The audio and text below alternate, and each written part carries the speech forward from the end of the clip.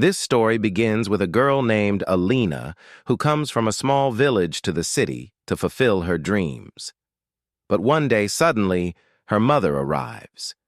And that's when the story truly begins. Alina steps off the bus into the heart of New York City, her old suitcase in hand and her eyes wide with quiet determination. She left her village not for adventure, but for opportunity, for a chance to build a life on her own terms. She moves into her aunt's modest apartment, sharing space with two roommates, Diana, a kind-hearted nurse who works night shifts, and Anna, a sharp, ambitious office worker who's already found her footing in the city. Alina has no job yet, no safety net, just stubborn hope and the belief that if she works hard enough, the city will let her stay. For weeks, she sends out applications, walks miles in worn-out shoes, faces rejection after rejection, but never gives up. Then, one ordinary morning, everything changes. She and Anna are still asleep when the front door opens.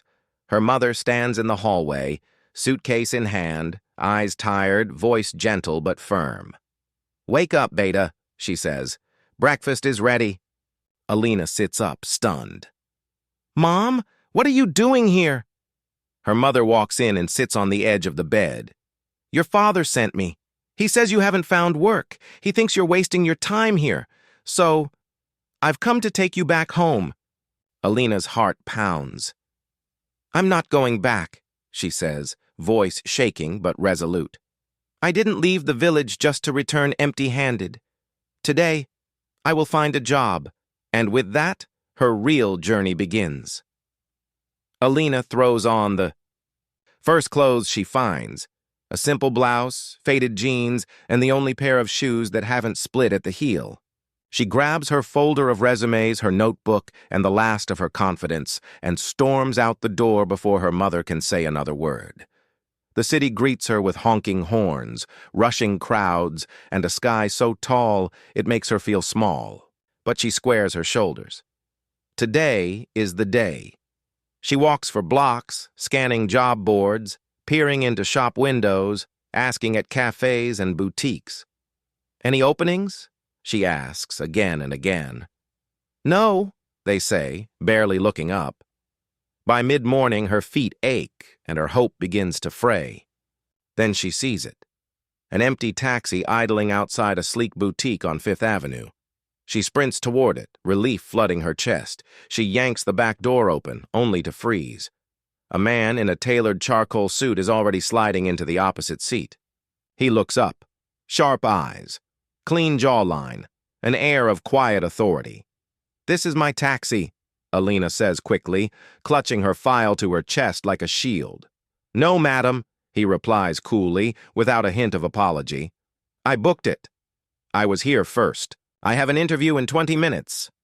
And I have a board meeting that starts in 15, he says, glancing at his watch. The driver returns from the store with a bottle of water, sees the standoff, and sighs. "Look, sir reserved it, but I can drop you both if you're heading downtown." Alina shakes her head. "I'm not getting in a car with a stranger." The man raises an eyebrow. "Do you even know this driver?" "No, but at least he's not some entitled billionaire stealing my ride," she snaps, slamming the door. She storms off, muttering under her breath. "Because of this cursed man, I'm going to lose my only chance today."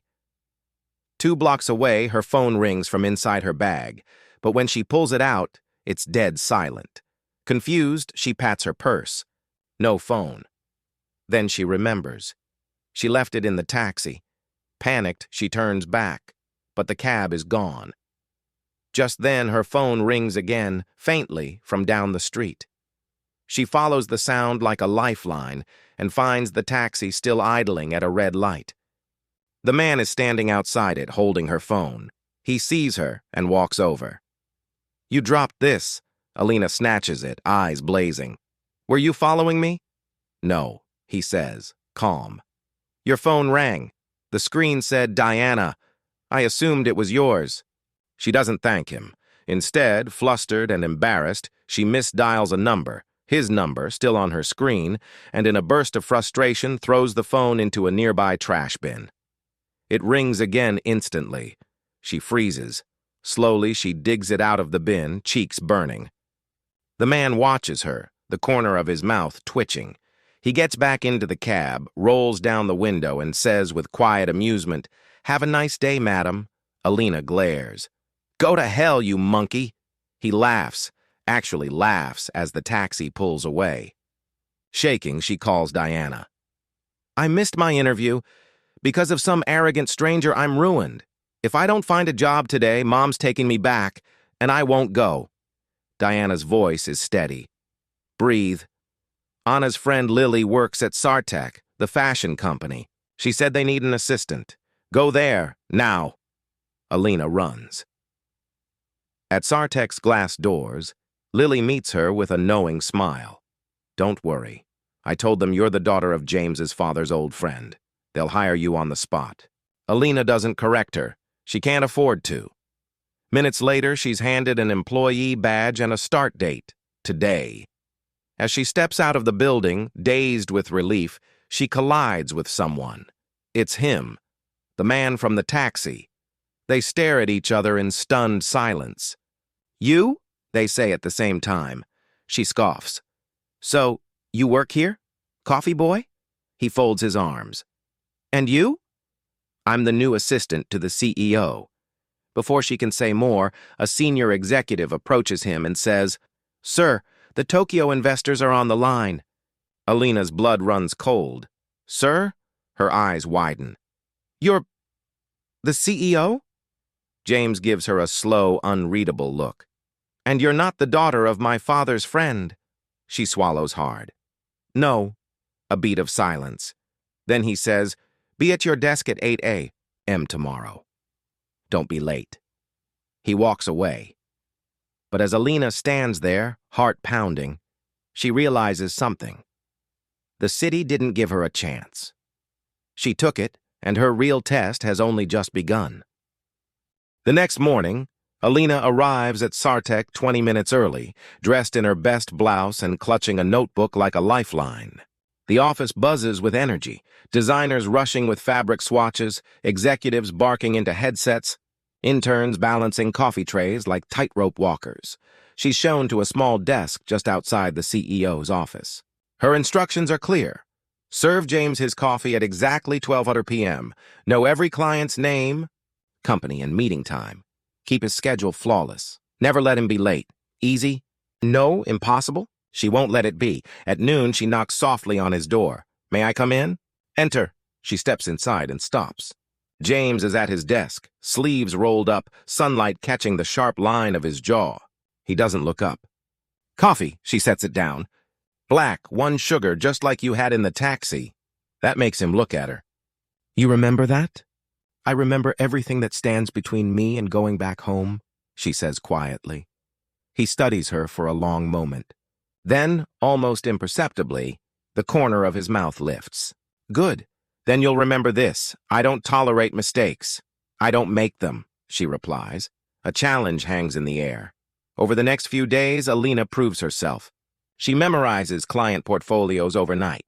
She reroutes James's schedule when a flight is delayed. She even learns which pen he prefers for signing contracts. But not everyone is impressed. Ruby, the head of marketing and James's childhood friend, watches Alina with narrowed eyes. She's always assumed she and James would end up together, socially, professionally, maybe even personally. Now this village girl with no connections is earning his attention. One afternoon, Ruby corners her by the printer. "You got this job because of a lie," she says sweetly. "How long before he finds out you're nobody?" Alina meets her gaze. "I'm not here because of who I am. I'm here because of what I do." Ruby smiles, but her eyes stay cold. The tension explodes at the company's annual gala. James tells Alina, "You're coming with me. Pick a dress from the boutique downstairs. Be ready by 7, she calls Anna in a panic.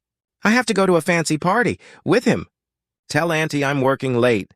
And mention it's with that monkey from the taxi," Anna laughs. "She'll faint." "But I'll handle it." At 7 p.m., Alina descends the apartment stairs in a silver gown that shimmers like starlight. James waits below, dressed in a tuxedo that costs more than her village home. He doesn't speak, just stares. For the first time, she sees something in his eyes, not authority, not judgment, but wonder. At the gala, the city's elite swirl around them. A powerful fashion magnate asks Alina to dance. Nervous but polite, she accepts. Halfway through the song, he leans in. "My agency wants you. You have the look of a global face. Sign with us. You'll never worry about rent again." She hesitates, then shakes her head. "I'm not a model. I'm an assistant, and I'm good at it." 2 minutes later, James appears. Without a word, he takes her hand and leads her away.